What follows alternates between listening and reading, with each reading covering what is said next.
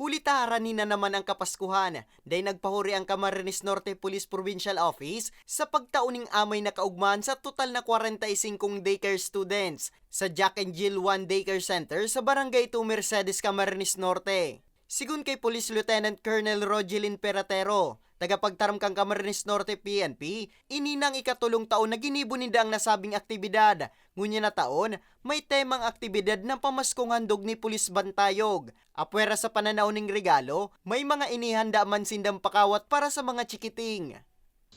Na yung barangay, ipinuntahan namin yung pinakamahirap na lugar para mabigyan ng konting kasiyahan yung mga kabataan ngayong Pasko. Hindi man ganun kalaki yung naibigay namin sa kanila, pero it will help a lot para makita mo yung ngiti ng mga bata after the more than 2 years of pandemic na hindi sila pwedeng lumabas.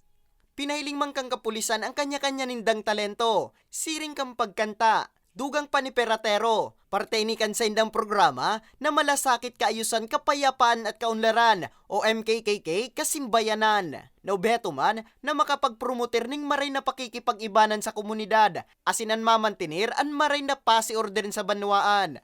Kaka-overwhelm na makita mo yung ngiti sa mga labi ng mga bata na sasabihin magpupulis sila, salamat po sa mga pulis, o ganun. Hindi man ganun kalaki yung natanggap nila, pero they are appreciated. They appreciated our effort.